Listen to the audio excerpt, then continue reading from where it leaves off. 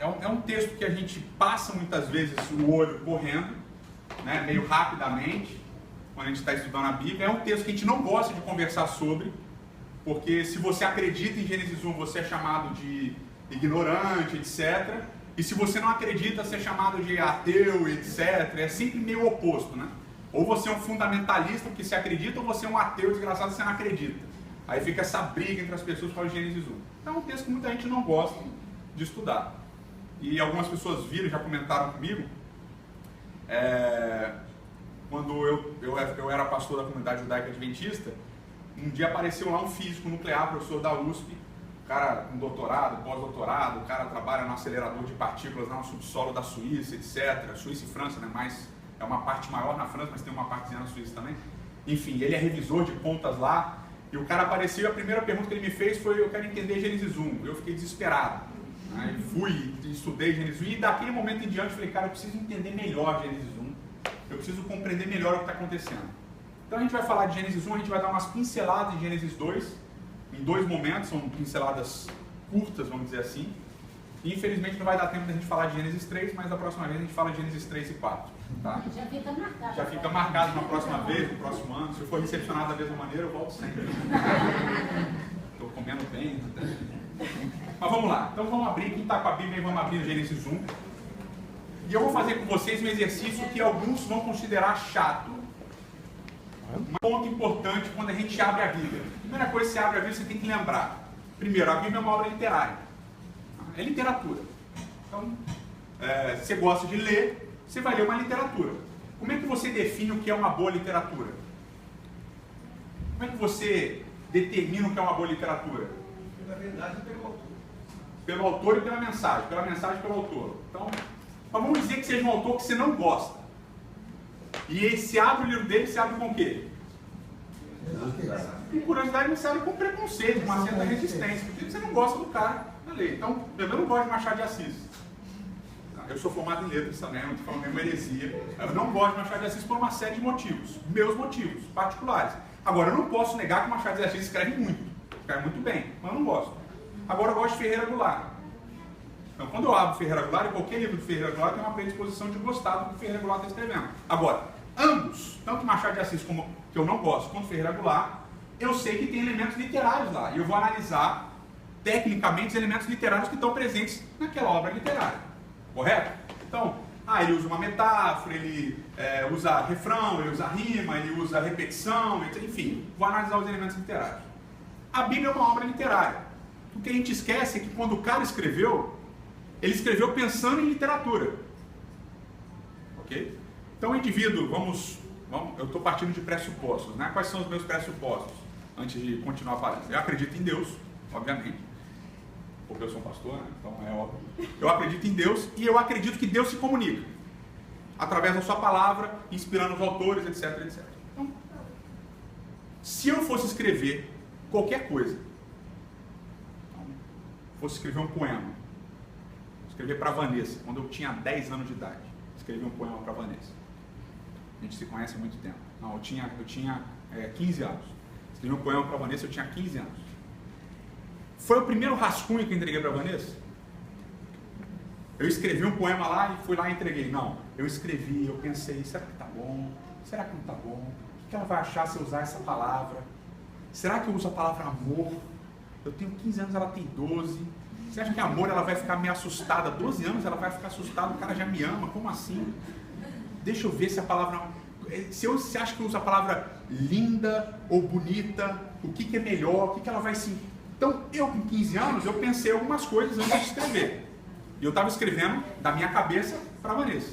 Agora, um cara que está escrevendo porque Deus inspirou ele, porque ele teve uma visão, porque Deus revelou alguma coisa para ele, ele vai chegar e escrever a primeira coisa que aparecer e jogar na mão do pessoal para ler? Não, ele vai pensar, peraí. Como é que as pessoas vão entender melhor, mais profundamente, mais artisticamente aquilo que Deus me falou, que eu entendo que Deus me falou? Então, vou pegar isso que Deus está me falando, que Deus está me revelando, porque eu acredito nisso, e eu vou escrever da melhor maneira possível para quem for ler. Correto? Todo mundo está acompanhando. Então, quando Moisés vai escrever uma revelação que ele teve, uma mensagem que Deus mandou, ele vai escrever e vai pensar o quê? Qual a melhor maneira de eu escrever isso daqui que Deus me revelou? Ele vai escrever. E aí sai Gênesis 1. Alguém aqui escreve? Escritor? Não? Alguém aqui escreveu dissertação de mestrado? Doutorado e tal? Sabe como é que funciona? O mais difícil é a primeira frase. O mais difícil é o primeiro capítulo. O mais difícil é concatenar as primeiras ideias e você ficar satisfeito. Falar assim, não, realmente está bom, eu vou entregar isso daqui. Você está com medo. Você escreve, isso acontece com todo mundo. Você escreve, risca, não, tá bom, tá errado, não tá legal. Moisés começa, e quando ele começa, a primeira frase dele qual é? No princípio, criou Deus, os céus e a terra. Bereshit bara Elohim et hashamayim ve'et haaretz. Ele começa a Bíblia com um advérbio, um verbo, o sujeito e o complemento. A sintaxe mais comum da língua hebraica é a que ele usa no primeiro verso. É assim que a sintaxe bíblica, a sintaxe hebraica bíblica funciona. Advérbio, verbo, sujeito, complemento. Vai funcionar assim. E ele vai determinar muita coisa. Na mentalidade hebraica, o verbo vem sempre antes do sujeito. Por quê?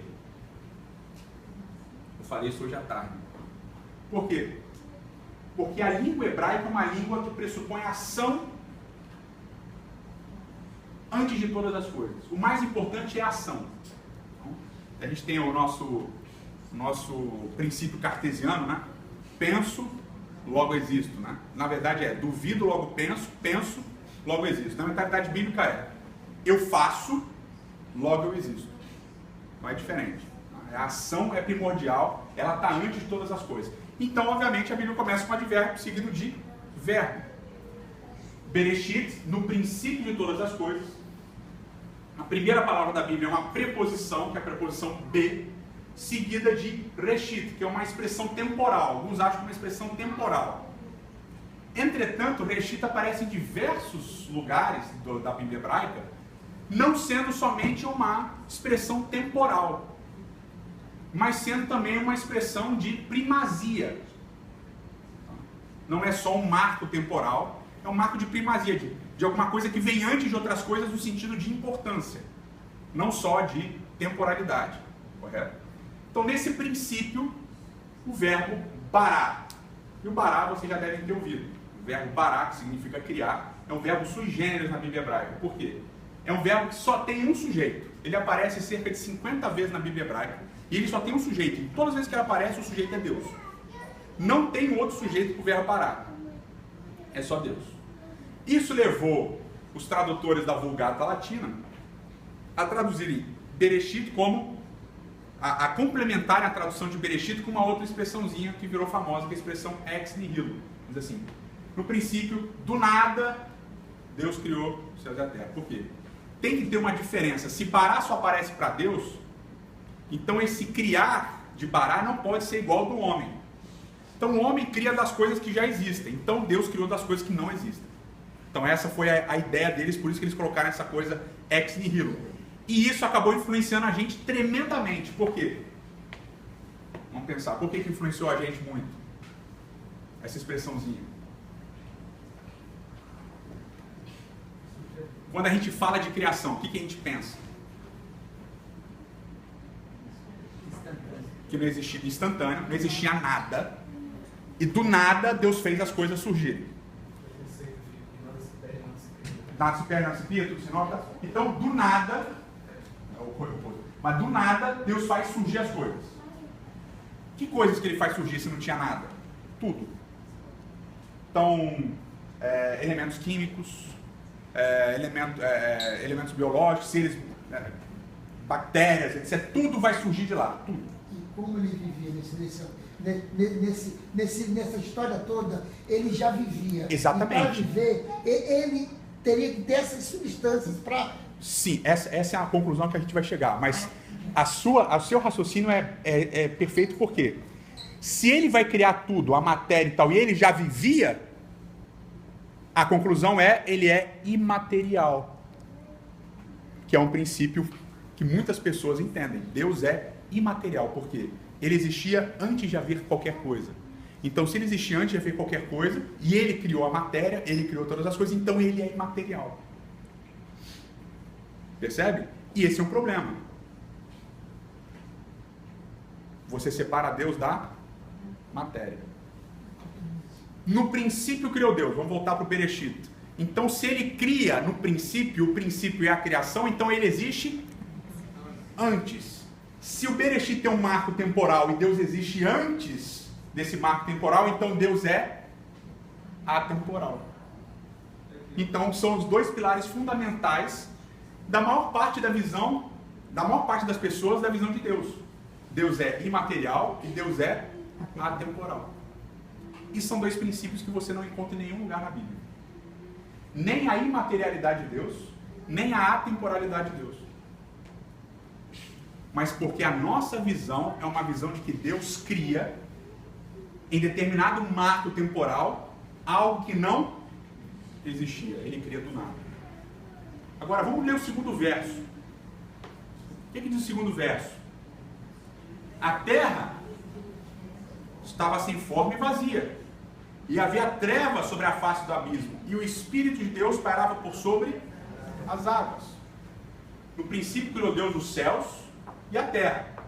E a terra era sem forma e vazia, e havia trevas sobre a face do abismo, e o Espírito de Deus pairava por sobre aonde? Espera aí. Ele cria. Mas quando ele vai começar a criação dele, antes do verso 3 que diz: e disse Deus, haja luz, o que tinha? Terra, água, abismo, e tinha o Espírito de Deus pairando por sobre as águas. Peraí. Tinha alguma coisa já. Agora a gente volta para Bará. A palavra Bará aparece cerca de 50 vezes na Bíblia. Dessas 50 vezes, nenhuma vez Bará está associada a elementos materiais. Ela sempre está associada a pessoas, lugares geográficos, cosmos, alguma coisa relacionada ao cosmos, terra, céus, etc. E uma vez só, que é o Salmo 51, é o Salmo de Davi, né? Está associada ao coração novo. Mas nenhuma vez aparece ele criando alguma coisa assim. E Deus criou o átomo. E Deus criou o carbono. E Deus criou, nenhuma vez aparece isso. Aparece sempre com alguma coisa, alguma pessoa, algum ser. E é curioso que o verso Bará aparece aqui no verso 1 de Gênesis 1. E no resto do relato ele só vai aparecer de novo no 21. Então fica a impressão de que Deus, por essa declaração dele, ele não está fazendo coisas que não existiam, mas ele está começando a ordenar coisas que já existiam. Ele não está criando do nada alguma coisa, mas ele está pegando aquilo que existia e ordenando, preparando, etc, etc. Vou deixar bem claro. Em nenhum momento isso significa que Deus não tenha criado a matéria. Que Deus não tenha criado todas as coisas. Que essas coisas tenham existido do nada. Mas implica em dizer que Gênesis capítulo 1 não está preocupado com isso. Okay? Por que eu estou falando isso? Todos os mitos mesopotâmicos antigos, incluindo o Egito aí, fora a Mesopotâmia e o Egito, quando eles falam de cosmologia, de criação, esses mitos primordiais, eles começam as narrativas falando de cosmogonia, da origem do universo. E essa origem do universo está associada sempre ao quê? Aos deuses. Então vamos usar um exemplo famoso, né? O Enuma Elish, o mito babilônico da criação. Tinha lá a deusa Tiamat e o deus Marduk, e eles brigaram. E aí Marduk matou Tiamat e o sangue dela foi derramado e caiu na terra.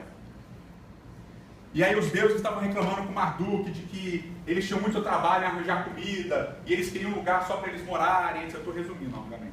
E eles queriam um lugar para eles morarem, etc e tal. E aí Marduk então vai criar um lugar para eles morarem, cada deus vai ter o seu lugar, ele vai ordenar as coisas do universo. E aí depois ele vai ordenar as coisas da terra. Ele vai misturar o sangue de Tiamat que tinha morrido, que era um tipo de mãe dele, é um negócio bem interessante. Ele vai misturar com barro e vai fazer um ser selvagem. E esse ser selvagem então vai colher, matar e etc. para alimentar os deuses que reclamavam de ter que ficar buscando comida. Ok?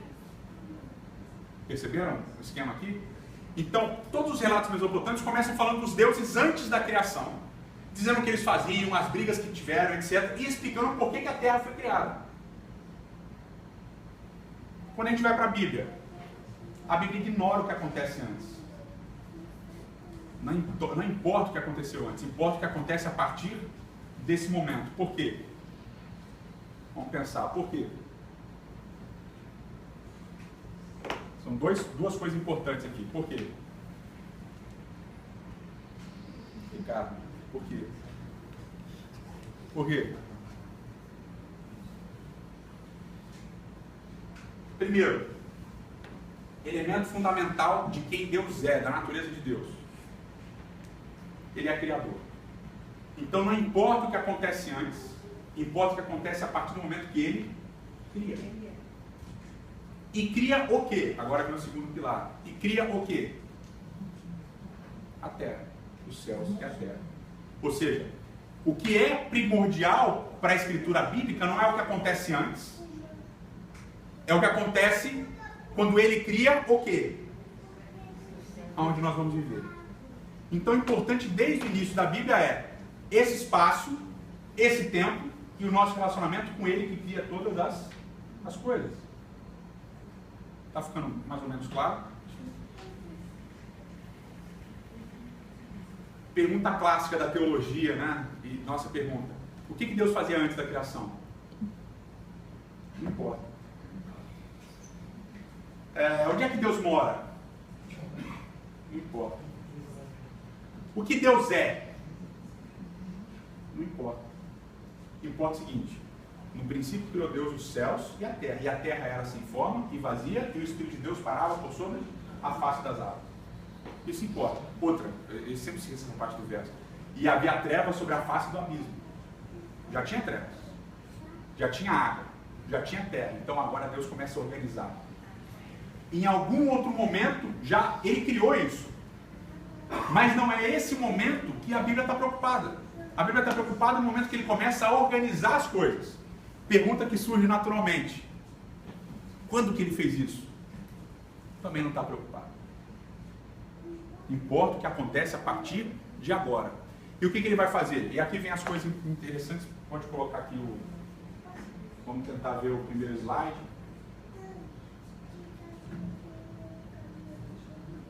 Isso, a gente vai de um para frente. Tá? A gente vai ver que existe alguma coisa a partir do verso 3 que é interessante, né? Primeiro, vamos lá: Vaiomer Elohim. E disse Deus: haja luz. E logo na sequência diz o texto: houve luz.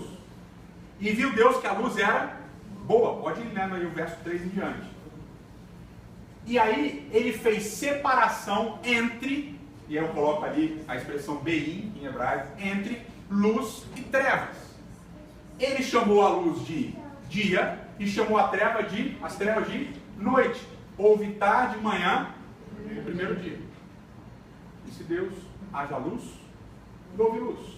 E viu Deus que a luz era boa, e houve separação entre luz e trevas. A luz, ele manda haver, haja luz, exista a luz. Mas as trevas já existiam, já estava lá antes. Então agora haja luz, ok? Aqui está desorganizado, aqui está caótico. Então vamos organizar isso daqui. Como é que eu vou fazer? Haja luz, luz, trevas. Vou separar as duas coisas: luz, trevas. Luz, dia, trevas, noite. O que ele faz aqui no primeiro dia? Ele estabelece marcos temporais: dia e noite. Como é que eu vou entender a passagem do tempo se só tem trevas? Ou se só tem luz? Não tem passagem de tempo. Isso até é um motivo lá. Bom, eu li isso daí há muito tempo atrás, então não lembro. Quando teve um filme que saiu, que eu fiquei muito interessado por causa do filme. O filme chamava Insônia. O filme é ruim, mas o conceito do filme é bem legal. Tipo, o cara, ele vai para o Alasca investigar um assassinato e ele não consegue dormir. Ele não consegue dormir, porque é dia o tempo todo. Então o corpo dele não se acostuma tal, ele fica meio paranoico, meio doido. Eu fiquei curioso com aquilo. Meio atemporal. É totalmente atemporal. Então não tem passagem de tempo, o cara não sente o tempo passando, ele entra em parafuso. E as pessoas lá tinham esse problema, né? Enfim, eu achei isso bem interessante, eu fui ler atrás e tal. E esse lance de você não perceber a passagem do tempo altera o seu comportamento hormonal, negócio de sono, de não sei o que, até um monte de coisa. Eu fiquei impressionado, falei, cara, negócio sinistro, né? Então Deus aqui ele estabelece marcos temporais de passagem de tempo. Por quê? O tempo vai passar por quê? Qual é a conclusão óbvia? Porque o tempo já existe. O tempo já existe. Mas agora Deus vai estabelecer o quê? Marco temporal. Que marco temporal que ele estabelece? Dia e noite. Dia e noite. Então qual é a função da luz aqui? Quebrar as trevas. Estabelecer um andamento para as coisas, um ritmo para as coisas. E olha que lindo o texto. A luz estabelece o ritmo para a criação. E no primeiro dia, Moisés vai estabelecer o ritmo para o resto do texto bíblico. As mesmas construções que ele usa no primeiro dia, ele vai organizar o texto dele no segundo, no terceiro, no quarto, no quinto e no sexto. Vamos ver. Segundo dia, o que ele diz? Vaiomer Elohim. Ele repete. E disse Deus. Aí você... Bom, ele disse Vaiomer Elohim. Agora ele disse de novo Vaiomer Elohim. Ou seja, ele está mantendo um padrão. Segundo padrão. Haja horizonte. Eu gosto dessa palavra. A palavra em hebraico, raquia. Significa literalmente horizonte. Firmamento. Haja firmamento. Haja horizonte. E separação. E houve separação entre águas e águas. Então, haja, houve. Mesma coisa do primeiro dia. Depois, separação entre águas de cima e águas de baixo. E fez o horizonte e separação entre, bem de novo, água abaixo do horizonte e água acima do horizonte. E assim foi. Ele repete o refrão, ele coloca mais uma frase que vai aparecer depois, que é assim foi. E ele coloca, e chamou os horizontes, o horizonte de céus. Olha lá, verso 6 e 7.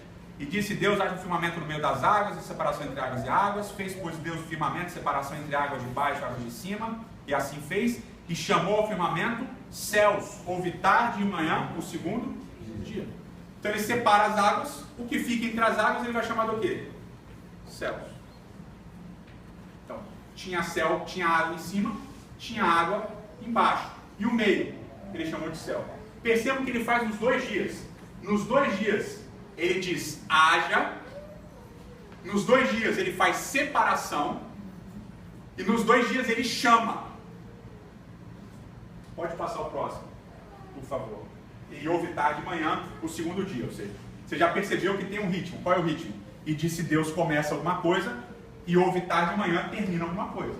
Próximo slide, dia 3. Vaiomer Elohim. E disse Deus. Que se ajuntem as águas debaixo dos céus e seja vista uma porção seca. E assim foi. E chamou a porção seca terra. Eretz. E o ajuntamento das águas ele chamou o quê? Mares. Então agora ele divide terra e mar. Ele dividiu as águas e chamou céu. E agora ele divide terra e água e chamou mares. E viu que era bom. E aí ele diz de novo, Vaiomer Elohim, disse Deus. No mesmo dia, pela primeira vez, aparece disse Deus 2 vezes. E brote erva verde, semente, a árvore sementeira, fruto que dê fruto, segundo o seu tipo. E assim foi, repetindo a mesma expressão que aparece no segundo dia. Pode passar o próximo. Tem mais um trechinho ainda do terceiro dia. E trouxe a terra, e viu que era bom. E houve tarde e manhã do dia 3. Então ele estabeleceu o ritmo. Está tendo um ritmo, disse Deus. E haja luz, e houve luz. E haja isso, e houve aquilo. E fez separação, e chamou. Nos 3 primeiros dias ele diz haja. Nos 3 primeiros dias ele separa. Nos 3 primeiros dias ele chama. Primeiro dia, marcação temporal. Segundo dia, água de cima, água de baixo. Bom, uma explicação, essa é uma explicação que não tem comprovação, mas a gente infere isso pelo dilúvio, né? Nós entendemos que no dilúvio diz que romperam-se as portas das águas de cima e de baixo, né? E veio água de todo lugar. A gente entende que havia essa camada de água em cima, essa camada de água que a gente vê até hoje, mas tinha uma camada em cima que regularia a temperatura. Se isso é verdade ou não, isso daí é uma coisa que os cientistas discutem aí, para mim. Eu não vou falar de novo, cadê o Pedro? Não vou falar disso, parece que eu sou metido. Mas tem certas discussões que não são discussões que preocupam o texto bíblico. Por exemplo, o texto bíblico não está preocupado de onde vem essa luz, ele não explica para você de onde vem essa luz. O texto bíblico não está preocupado como é que surge a erva verde, de onde é que ela brota, o que ela brota, que erva era essa, como é que é essa semente, como é que não é essa semente. Ele não está preocupado com nada disso, ele está preocupado com o que está acontecendo. Ele está organizando alguma coisa, ele está seguindo uma lógica. Vamos continuar para o quarto dia. Vaiome Elohim, e disse Deus: haja luzeiros no horizonte dos céus. Haja luzeiros no horizonte dos céus. Aí ele vai usar a mesma palavra, raquia, que apareceu no segundo dia. Lembra que no segundo dia ele diz: haja horizonte, haja firmamento. No quarto dia ele diz: agora que haja luzeiros nesse firmamento. Então ele preparou o firmamento no segundo dia, e o que ele fez no quarto dia? Encheu o firmamento com luzeiros. Ele não chama sol e nem chama lua, ele chama luzeiros. Tem um luzeiro maior e tem um luzeiro menor. Por que ele não chama de sol e lua? Essa é a pergunta que a gente faz no texto. Por que ele não chama sol e lua? Por que, Yossi? Por quê? Porque o sol e a lua eram adorados na cultura antiga, mesopotâmica antiga. Eles eram adorados, eles eram considerados emanações de Deus. E no final dos tempos, o sol Representa o sol da justiça. Mas eles eram emanações de Deus. Então ele fala assim: não, eu vou usar luzeiros. Por que eu vou usar luzeiros? Já parou para pensar nisso? O que é um luzeiro? Em hebraico a palavra é muito boa.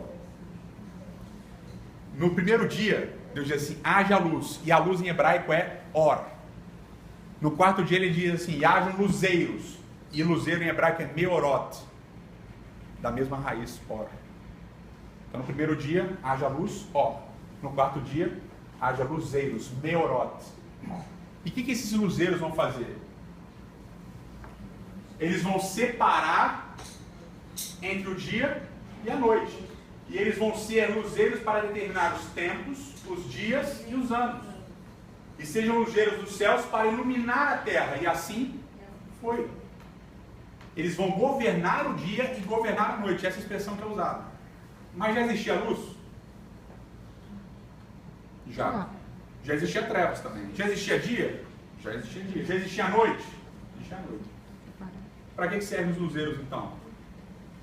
É para trazer luz? Não, a luz já tinha. É para fazer o quê?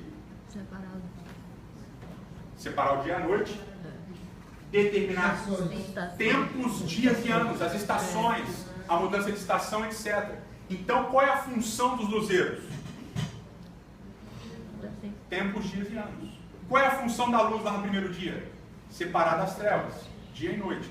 Então você percebe que a criação ela tem um aspecto funcional e não material.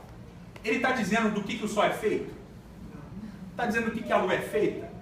Está dizendo a quantos quilômetros está o sol, a quantos quilômetros está a lua? Ele está simplesmente colocando a função das coisas. Porque a criação não está preocupada com o aspecto, o relato da criação não está preocupado com o aspecto material, está preocupado com o aspecto funcional das coisas. Para que essas coisas servem? Então ele está explicando. Pode passar o próximo. Tem um detalhe muito interessante. Bom, eu vou falar depois de terminar o quarto dia. E fez os luzeiros para governar, o luzeiro maior para governar o dia, o luzeiro menor para governar a noite, e as estrelas. E deu para eles no horizonte do céu luz para iluminar a terra. Então Deus dá luz para iluminar a terra. É bem interessante. Para governar o dia e a noite. Ele usa a palavra machal. A gente não vai ter tempo de entender essa palavra, mas vem em outro momento. Acho que já acabou até meu tempo. Mas vai ter mais algum minuto. E separaram entre as luzes e as trevas, e viu que era bom. E houve tarde e manhã do quarto dia. Abre a sua Bíblia aí, você já está lá perto, mas vê lá o final do segundo dia. Verso 8. E chamou Deus ao firmamento dos céus, houve tarde e manhã, o segundo dia. Vê o final do terceiro dia. Verso 12, lá o finalzinho do verso 12. E viu Deus que era bom. Vê o final do primeiro dia. e viu Deus que era bom. Está lá no verso... no primeiro dia, só no primeiro dia lá. Verso 4, e viu Deus que a luz era boa. Então, final do primeiro dia, Deus viu que era bom. Final do segundo dia não aparece que viu Deus que era bom. Final do terceiro dia aparece que Deus viu que era bom. E no final do quarto dia aparece que Deus viu que era bom também. A gente vai ver que aparece no final do quinto dia e no sexto dia também. A pergunta que eu faço é: por que não aparece que viu Deus que era bom no segundo dia? Não aparece. Eu vejo uma conexão entre o segundo dia e o quarto dia. No quarto dia, o horizonte ele passa a ter alguma função. Ele não tem uma função no segundo dia. Qual é a função no segundo dia? A função é dos céus. Ele chama céus. O horizonte mesmo não serve para nada lá. Agora aqui ele serve porque nele vão ter os luzeiros e as estrelas. Então agora o raquia tem uma função. Então agora é bom. Agora está concluído. Tá? Vamos dizer assim. Pode passar para o quinto dia. Por favor, próximo. Isso. Vai ao Elohim e disse Deus: sejam as águas cheias de diversidade de alma vivente, de Nefesh Hayah, e ave que voe sobre a terra e sobre a face do horizonte dos céus. Agora vamos preencher de novo.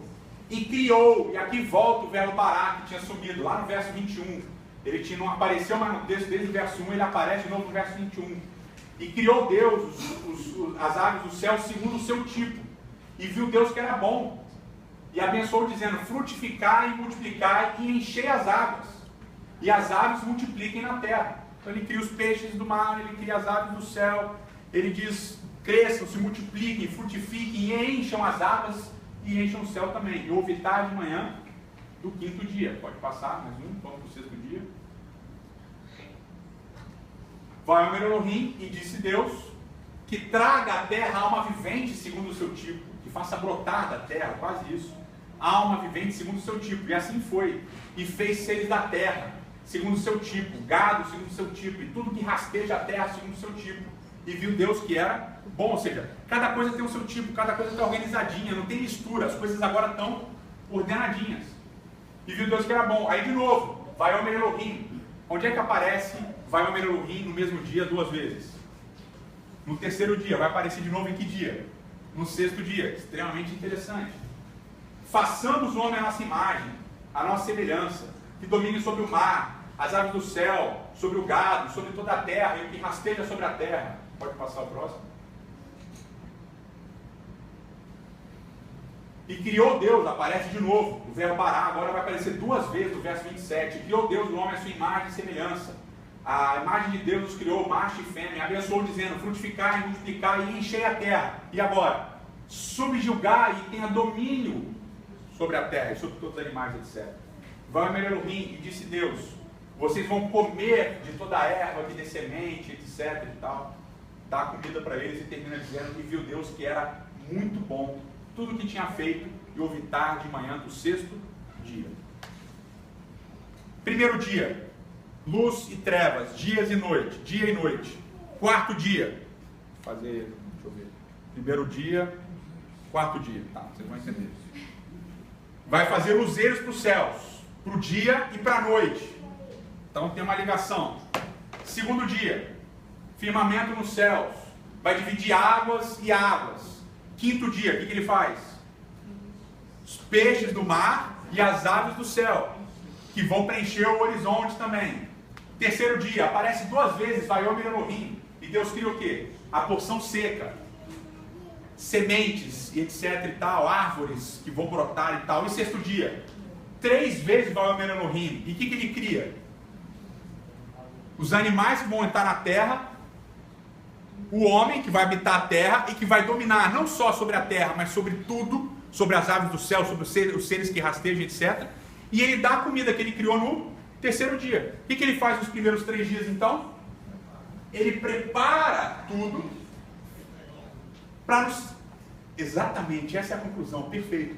Para nos últimos 3 dias encher de criaturas, de coisas, de seres, preencher e entregar tudo nas mãos do homem. Então, os 6 primeiros dias, o centro dos 6 primeiros dias é o quê? Antropocêntrico. É para o homem. Esse relato aqui é um relato para o homem. O que Deus está dizendo para o homem? Eu criei tudo para você. Tudo que eu estou fazendo tem uma função. Qual é a função? Para que você domine, para que você subjugue, para que você seja o chefe. Por que você vai ser o chefe? Por que você vai subjugar? Isso a gente vai ver amanhã. Na terceira parte, será a segunda? Não, a terceira. Porque você é a minha imagem e a minha semelhança. O que é extremamente interessante, e muitas relações com o relato bíblico de Gênesis 1, com os mitos de criação da antiguidade, da Mesopotâmia, do Egito, etc. Ou o contrário. Então, tem muitas relações. Ou o contrário. Como Isto assim? Eles que têm relação com a Bíblia. Eu vou chegar lá. Tem muitas relações entre a Bíblia e os antigos mitos de criação mesopotâmicos, do Egito, etc. Você tem águas, você tem caos, você tem a organização das coisas, você tem a criação de um ser que vai servir aos deuses, etc. Você tem muitas relações. E as pessoas, os teólogos, o que eles vão fazer? Vão buscar nessas ligações, nesses paralelos entre o relato bíblico e dizer, bom, tá aí, a Bíblia é um mito, mitológico, etc., porque tem muitas semelhanças entre os dois relatos. É verdade, tem muitas semelhanças mesmo. Todos os relatos antigos eram funcionais também, não eram materiais. O relato bíblico também tem muita funcionalidade e pouca materialidade. Parênteses, o nosso erro é que a gente chega na Bíblia, a gente tenta ler a Bíblia a partir da nossa visão das coisas, o que a gente quer ver na Bíblia. O que a gente quer ver na Bíblia? Em Gênesis 1 principalmente. Uma prova de que Deus criou o mundo, uma prova irrefutável de que Deus criou o mundo. Então eu vou provar cientificamente que Gênesis 1 faz sentido. E o que eu descobri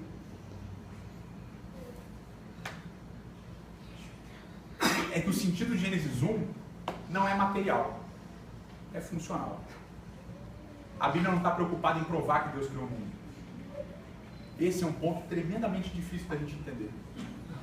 A preocupação de Moisés aqui não é provar que Deus criou o mundo. Por quê? Moisés parte de um pressuposto. E o pressuposto dele é Gênesis 1, verso 1. No princípio criou Deus os céus e a terra. Não tem outro, não tem o que a gente discutir aqui. Esse é fundamental, essa é a pedra para Moisés. O que vem antes, não interessa. O que acontece de fato, fora daqui, não interessa. O que interessa é o seguinte, Deus fez tudo isso daqui. Agora, quais são as diferenças? Eu falei das semelhanças, né? Quais são as diferenças do relato bíblico para o relato mesopotâmico? Primeiro, há uma relação de serviço entre o homem e os deuses? Sim. Mas você tem um diferencial tremendo. O homem não é um selvagem. O homem é criado à imagem e semelhança de Deus. E essa expressão imagem e semelhança é uma linguagem comum das alianças antigas, que os povos faziam entre si. Então, estou resumindo bastante algumas coisas, obviamente. Depois vocês posso indicar material para vocês lerem. Mas, por exemplo, eu era um deus, um monarca muito forte, um monarca muito poderoso. Seu nome é? Rodrigo. O Rodrigo era rei de um reino muito fraco, pobre, etc. Eu chegava para ele, mas o reino dele tinha, por exemplo, algodão, sei lá. E no meu reino forte, eu não tinha algodão. Quando eu chegava para o Rodrigo, eu tinha dois caminhos para fazer. Primeiro, vou lá e mato o Rodrigo e pego tudo que ele tem. Mas eu sou um cara inteligente. Ele já cria, ele já faz algodão, já cultiva algodão lá. O povo dele já sabe cultivar algodão. Para que eu vou matar todo mundo e pegar o algodão? Eu não vou conseguir plantar de novo e fazer de novo. O que eu vou fazer? Ser inteligente, não vou matar todo mundo. Eu falava assim, Rodrigo, seguinte, você tem algodão e eu quero algodão. Aí o Rodrigo falou assim, eu cobro tanto pelo algodão. Não, você não está entendendo. Eu quero algodão. Se você não me der algodão, eu te mato.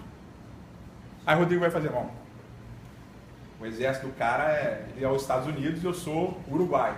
Né? É um país pequeno, não tem exército, não tem nada. Está complicada a situação. Então é o seguinte, como é que a gente vai funcionar isso aqui? Não, eu vou fazer um negócio bom para você, Rodrigo. Eu não vou te destruir. E eu vou te proteger de outras pessoas que queiram te destruir. Em troca disso, você vai fazer colonização. Em troca disso, você vai fazer o que eu quero. Você vai me dar algodão, o quanto eu quiser, por quanto tempo eu quiser. E aí, obviamente, vem outras leis que são mais esdrúxulas e malucas, né? Então, toda virgem do seu reino vai ter que primeiro vir para minha casa para eu ver se, né, para eu experimentar. E você nenhum dos seus filhos vai reinar se eu não deixar, eu que tenho que dizer qual que vai reinar, você não vai escolher, e etc, etc, etc. E aí eu vou deixar você como vassalo. Eu sou o suzerano, você vai ser o vassalo. Só que quando eu vou embora, o que o povo na sua cidade vai pensar? O Rodrigo não manda nada, quem manda é o suzerano.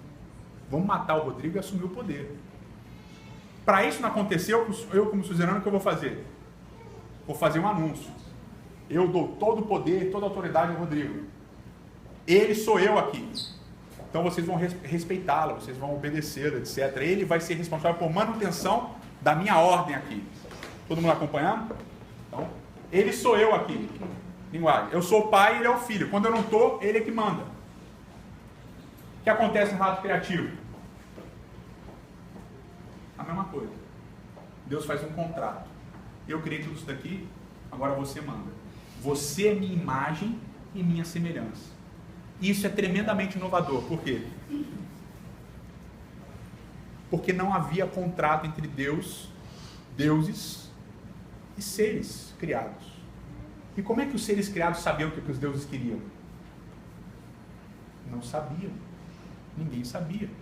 Então, por exemplo, estou lá na Babilônia, não choveu. Desculpa, estou na Síria lá, não choveu. Baal está bravo com a gente. O que a gente vai fazer? Não sei, talvez a gente não tenha oferecido comida suficiente para ele. Então vamos atrás de mais comida, oferece comida, continua sem chover. Vamos sacrificar animais, sacrifica um monte de animal. Não vê animal, vamos sacrificar pessoas. Vamos sacrificar virgens, vamos se cortar, vamos fazer cultos, etc. Por quê? Não está o suficiente que a gente está dando. Então a gente tem que oferecer mais. Por quê? O que os deuses querem? Ninguém sabe. Então, inovação. Você, bíblica, inovação, diferente dos outros relatos. Você é o responsável pela criação. Você vai subjugar, você vai dominar. Eu estou deixando o poder na tua mão. Inovação bíblica. Segunda inovação bíblica. E essa é tremenda. É com isso que eu vou terminar, porque eu já sei que passa muito tempo. E essa é tremenda. Vamos voltar para o Enuma Elish, né? O selvagem que Marduk vai criar para quê? Para cultivar comida, para oferecer comida para os deuses comerem. Quando eu vou para a Bíblia, o que acontece na Bíblia? Deus cria a comida para dar para o homem. Deus organiza o espaço, Deus organiza o tempo e as estações, Deus cria a comida, a diversidade de comida, Deus cria tudo e entrega para o homem tudo pronto. O que o homem vai ter que fazer? Nada, ele recebe tudo. Diferente de todos os outros relatos bíblicos. Então, veja só, Wilson, o problema é que quando a gente foca somente nas semelhanças, a gente tira uma conclusão. Nós precisamos também entender as diferenças. E as diferenças são fundamentais nesse caso. Elas dão um outro panorama. Que elas são marcas de um relacionamento entre Deus e o homem.